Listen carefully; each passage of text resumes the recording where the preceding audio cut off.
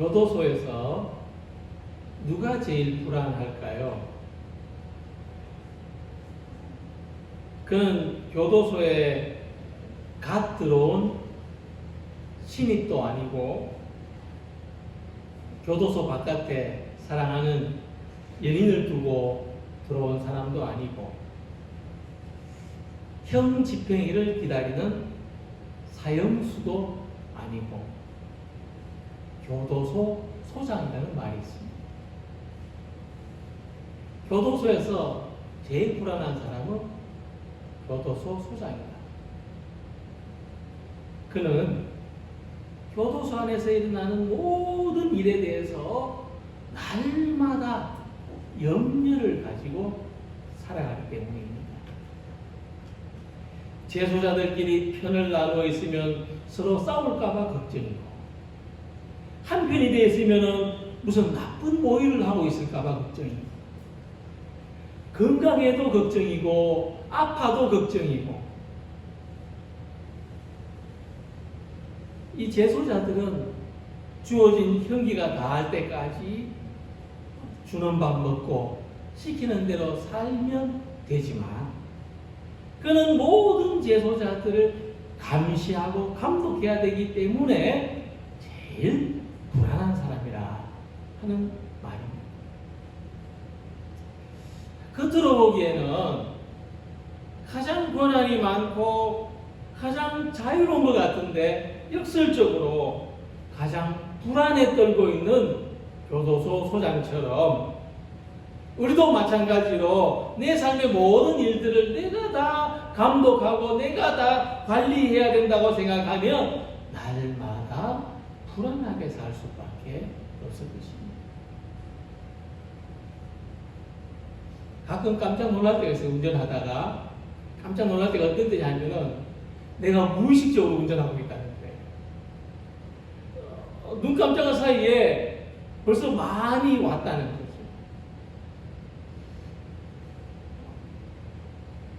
우리는 가끔 좀 우리 주변에서 일어나는 일들에 대해서 약간 무감각해질 필요도 있지 않을까.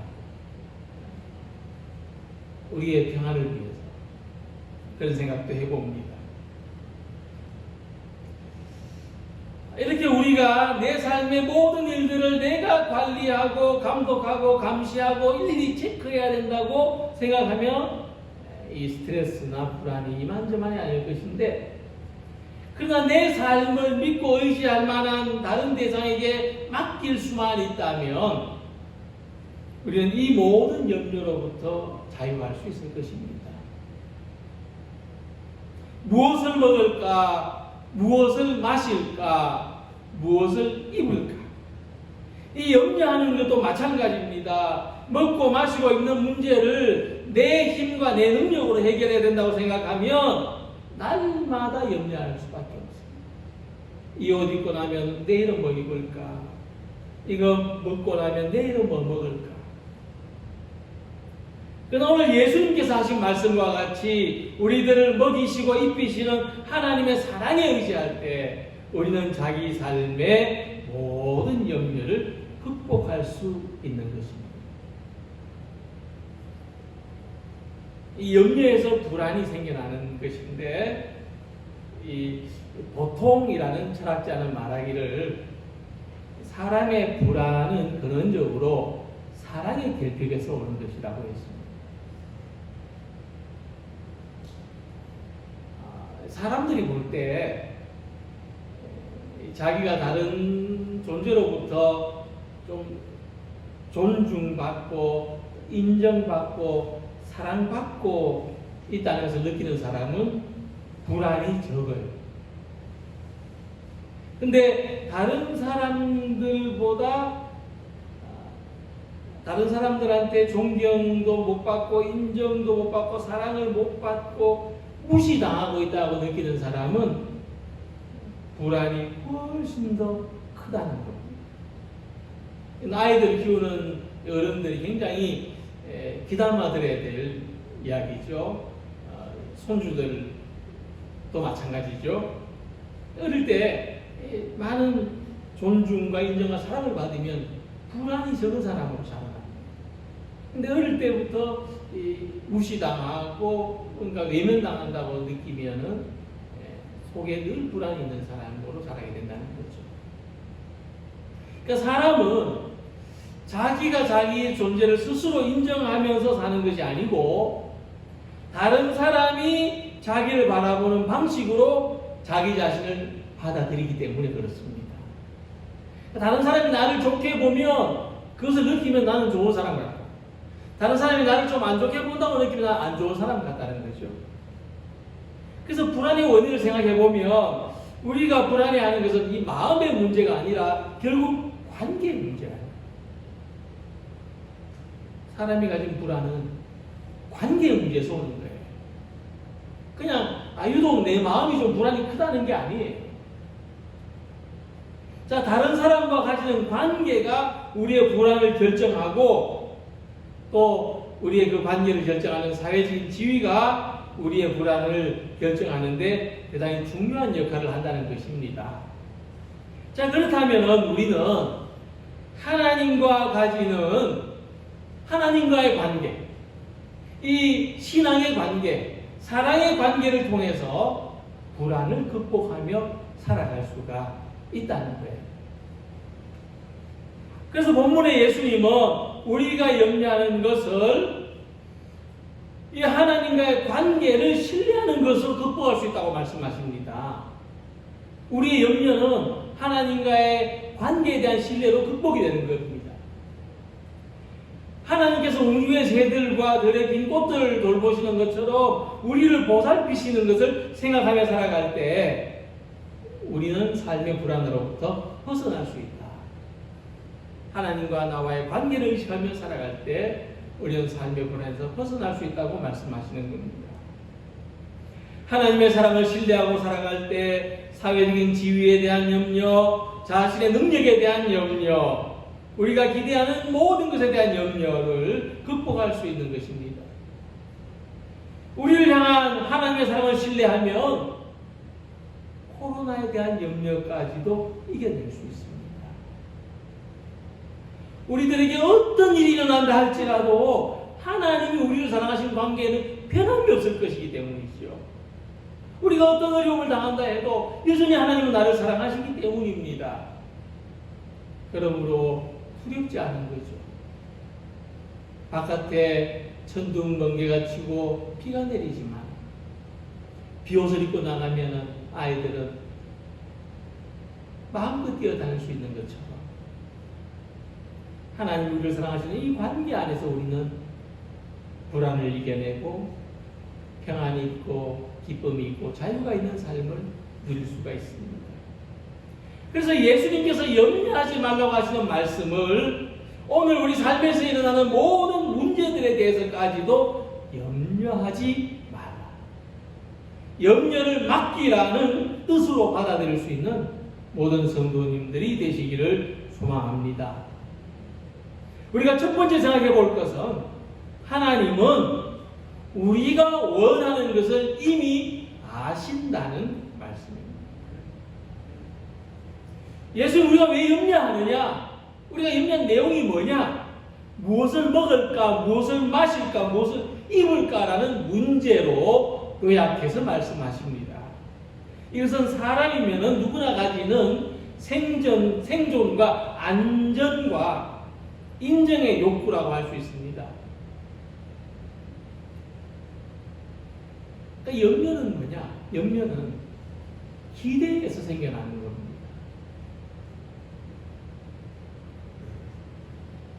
경제적으로 더 나아지는 삶을 기대하기 때문에 물질에 대한 염려가 생기는 겁니다.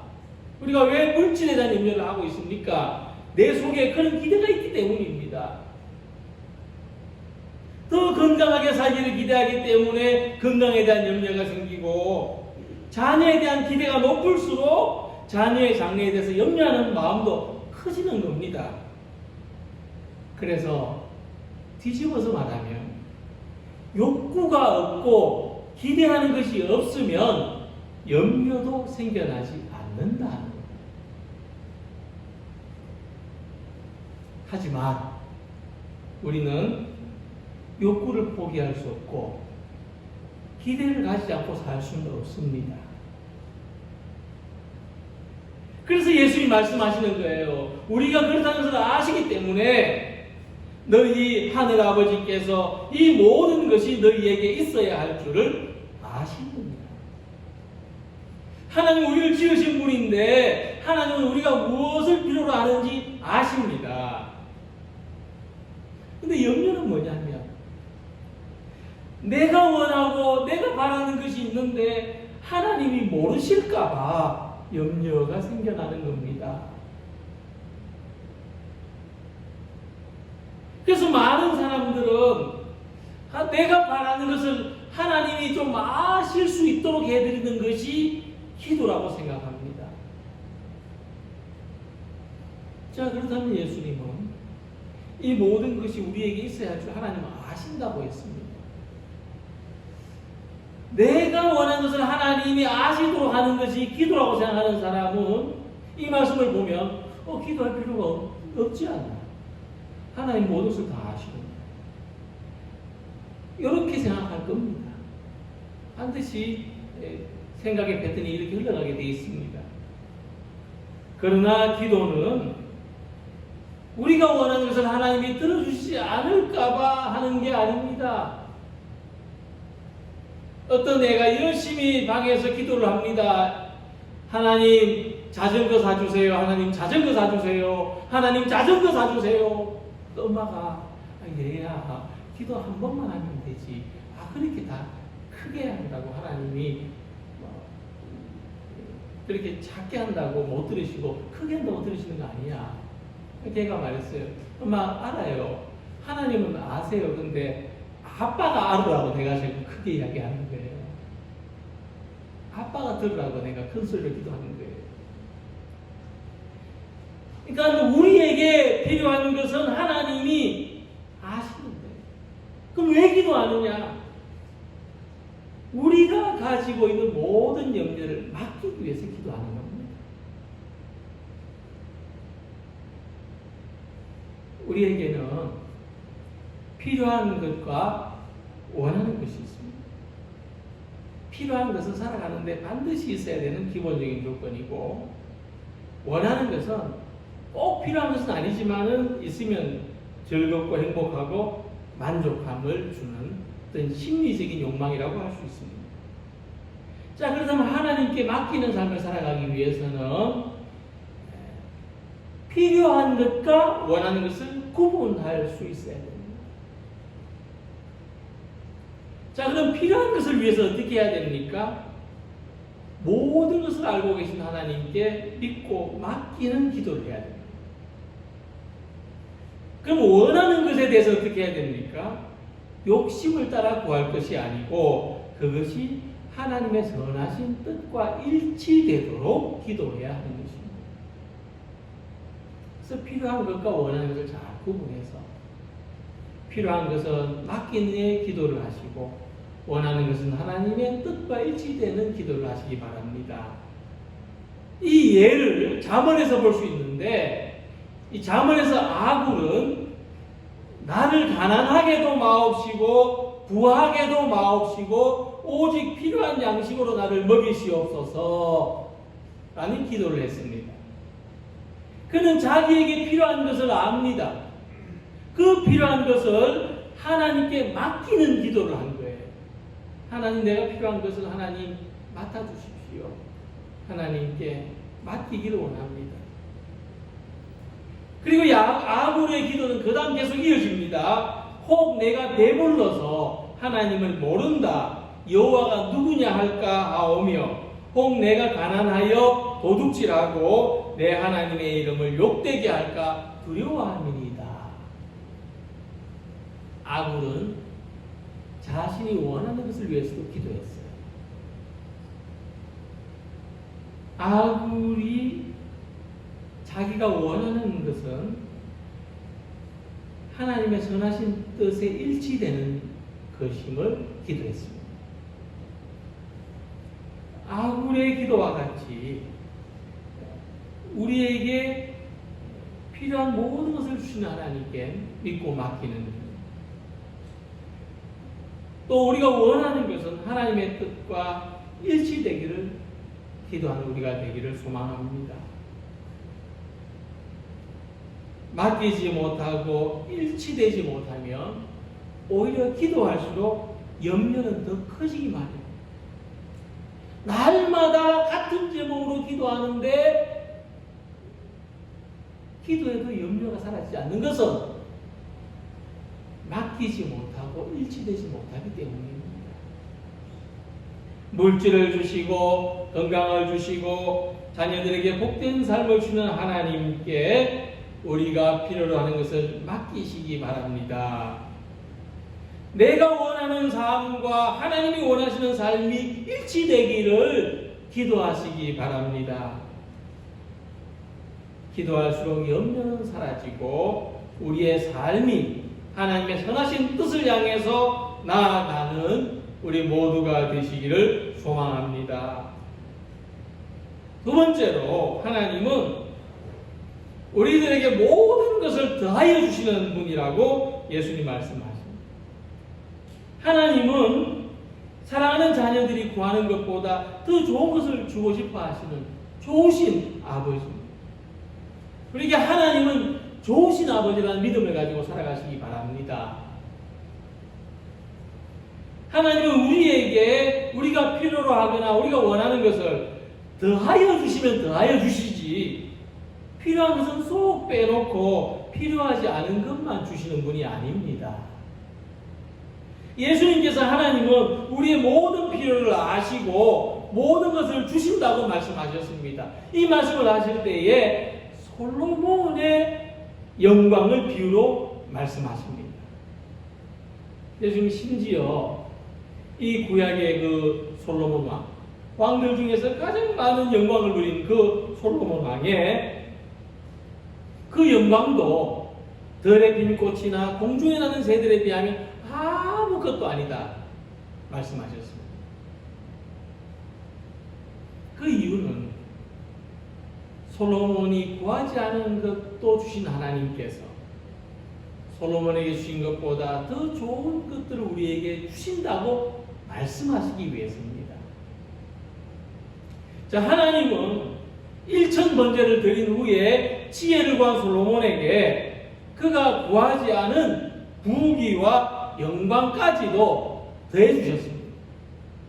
자, 그것은 솔로몬이 구한 것이 하나님의 마음을 기쁘시게 했기 때문이라고 해석을 달고 있습니다. 솔로몬이 이것을 구함에 그 말씀이 주의 마음에 든지라. 자, 이 열왕기를 쓴 기자는 솔로몬이 이토록 많은 영광을 누린 것은 그가 하나님의 마음에 드는 것을 기도했기 때문이다. 이렇게 신앙적으로 해석을 한 것이죠. 자, 그런데 이것은 우리들이 원하는 것보다 더 받으려면은 하나님의 조건에 맞아야 된다는 말씀이 아닙니다. 그래서 하나님은 내가 원하는 조건에 맞도록 하는지 안 하는지 잘 보고 있다가 맞으면 더 주시고 안 맞으면 안 주시는 그런 분이 아니라는 말씀. 자, 이 모든 것을 대주시는 하나님 앞에서 우리가 힘써 구해야 될 것은 무엇이냐? 너희는 먼저 그의 나라와 그의 의를 구하라. 그리하면 이 모든 것을 너희에게 더해 주시리라 말씀하십니다. 하나님은 우리에게 온갖 좋은 것을 더해 주시는 분이시기 때문에 우리가 그것을 믿고 먼저 그의 나라와 그의 의를 구할 수 있다는 말씀입니다. 간혹 상점에 가면 인기 없는 물건을 정리하기 위해서 끼워 팔기를 합니다. 근데 하나님이 더해 주신다는 것은 끼워 팔기가 아닌다는 거죠. 옷걸이를 구하면 옷이 따라옵니까? 그것이 아니죠. 옷을 구하면 옷걸이를 함께 주시는 것입니다. 이것이 하나님께서 더하여 주신다는 뜻입니다. 우리는 과거에 살던 사람들보다 훨씬 더 많은 것을 기대합니다. 그러나 실제로는 기대하는 대로 못 살죠. 기대하는 대로 다 됩니까? 그래서 어쩌면 우리는 과거의 사람들보다 더 많은 염려를 알면서 사는지 모릅니다. 어쩌면 무엇을 먹을까, 무엇을 마실까, 무엇을 입을까 하는 염려는 작은 염려예요. 단순한 염려죠. 우리의 염려는 이보다 훨씬 더 크고 복잡하다는 겁니다. 왜? 기대하는 것이 더 많아졌기 때문에. 그래서 우리가 더 가지려고 하면 더 많은 염려가 생겨나지만 더 가지려고 하지 않으면 염려가 줄어드는 삶을 살 수 있다는 것입니다. 그럼 단순히 더 가지지 않는 삶이냐? 그렇게 말씀하시지 않죠. 먼저 그 나라와 그 의를 구하라는 말씀은 어떤 뜻인가? 큰 물고기가 되기 위해서 살을 찌우는 노력을 하는 대신 작은 물고기들과 함께 어울려 살아가는데 힘을 쓰는 것이 하나님의 은혜 안에서 더 넉넉하게 살아가는 비결이라는 뜻입니다. 먼저 그 나라와 그 의를 구하는 것은 하나님의 백성들이 어떤 삶을 추구해야 되는지를 말씀하는 겁니다. 이 먼저라고 말씀하신 것은 그 어떤 것보다도 우선적이라는 말씀이죠. 무엇을 먹을까, 무엇을 마실까, 무엇을 입을까, 이것보다도 먼저 우선적으로 하나님 나라와 의를 구해야 합니다. 하나님의 나라를 구하는 것은 하나님만을 주인으로 삼아서 하나님의 거룩한 통치를 받으며 살아가는 것입니다. 내 안에 나의 삶에 하나님 나라가 이루어지는 겁니다. 내가 지금 대한민국 국민으로 사는 것처럼 영적으로 하나님 나라의 시민으로 사는 겁니다. 그것이 내 안에 이루어지는 것입니다. 우리는 하나님의 보호와 인도를 받으며 하나님이 주신 소명에 헌신하는 삶으로 살아가는 것이 하나님 나라를 구하는 것입니다. 우리의 삶에서 하나님의 빛을 비추고 거룩하게 살아가는 것도 하나님의 나라입니다. 우리 성도들이 모여서 함께 하나님의 사역을 행하는 것도 하나님의 나라입니다. 먼저 구할 것입니다. 또한 그의 의는 하나님의 의로우심을 나타내며 살아가는 것입니다. 하나님의 의로우신 분이라는 것을, 하나님이 자비로우신 분이라는 것을, 하나님이 우리를 사랑하신다는 것을 우리가 나타내면서 하나님이 그런 분이라는 것을 드러내면서 살아가는 것이 그의 의를 구하는 것입니다. 그래서 내 삶은, 내 전인격은 하나님 나라의 통치를 받는 하나님 나라의 시민으로 사는 것이며, 그 삶의 모습은 하나님의 선하심과 의로우심과 긍휼하심과 사랑을 드러내는 삶이 그 나라와 그 의를 구하는 것이다. 그래서 우리가 먹고 마시고 있는 것이 목표가 아니라, 내가 살찌고 큰 물고기가 되는 것이 목표가 아니라 하나님의 나라와 의가 목표로 살아간다면 모든 것을 더해 주신다는 것이 하나님의 선하신 뜻입니다. 그래서 예수님은 우리가 가진 염려는 먼저 해야 될 것과 나중에 해야 될 것을 바꾸어 버려요. 잘못된 선택의 결과라는 것을 말씀하십니다. 내가 지금 염려하고 있다는 것은요, 내가 지금 잘못된 선택을 하고 있다는 것을 말합니다. 내가 먼저 해야 될 것을 잊어버렸다는 것입니다. 염려해야 되는 것이 먼저가 아니죠. 하나님께 기도하고 맡기는 것이 먼저입니다. 하나님이 기뻐하시는 삶을 사는 것이 먼저죠. 하나님 말씀에 자기를 던져서 응답하는 것이 먼저였습니다. 해야 될 선택입니다. 모든 것을 보살피신 하나님께 믿음으로 자기 삶을 맡기시기 바랍니다. 염려하는 대신 하나님이 기뻐하시는 삶을 먼저 구하시기 바랍니다. 더 많은 것을 먹고 더 많은 것을 마시고 입으려고 하는 욕망을 내려놓고 하나님을 섬기는 참 신실한 사람, 이 작은 사람들과 함께 어울려서 먼저 그 나라와 그 일을 구하는 성도님들이 되시기를 바랍니다. 우리의 삶에는 불안과 염려가 항상 따릅니다. 근데 특히 가난할수록, 지위가 낮을수록, 사랑을 느끼지 못할수록 불안과 염려는 더 가중될 수밖에 없습니다. 근데 예수님은 이것을 극복하는 삶의 비결을 믿음이라고 가르치십니다. 들에 핀 꽃들과 공중에 나는 새들보다도 아무 걱정 없어 보이는 이런 미물들보다도 우리를 더 사랑하시는 하나님을 믿는 삶이 염려를 극복할 수 있다는 것입니다. 오늘 있다가 내일 아궁이에 던져지는 들풀도 하나님이 이렇게 입히시거든 하물며 너희일까 보냐. 믿음이 작은 자들. 오늘 있다가 내일 아궁이에 던져지는 들풀에게도 아름다운 꽃을 피우시고 공중에 나는 새들을 먹이시는 하나님께서 우리를 사랑하시는 이 사랑을 믿으시기 바랍니다.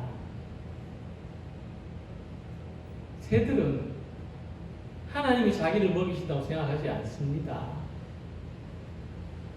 그냥 먹이를 찾아서 부지런히 날아다닐 뿐입니다. 들풀들은 하나님이 자기를 입히신다고 생각하지 않습니다. 씨앗이 떨어진 자리에서 그냥 꽃을 피우고 자라날 뿐입니다. 그러다가 저녁 되면 시들어지죠.